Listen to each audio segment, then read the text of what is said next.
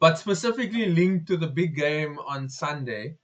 Wasim, where do you think that this game is going to be won and lost?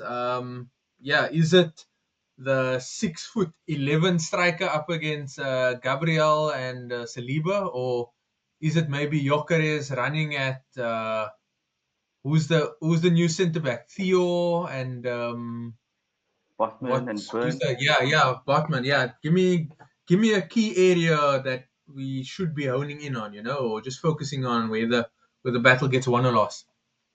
For me, it's always been when Newcastle play well, it's our midfield three that are the key. But Bruno, Tonali, and Joelinton. I think the three of them, when we're playing well, when our tails are up, we're playing with intensity. It's because of those three specifically. So I think for me, if they can play well, get on top of Arsenal, because I think Arsenal's midfield is actually very strong. You've got Subimendi, you've got Rice and Merino, and a few other options where you've got a bit more depth now than you perhaps had a season or two ago.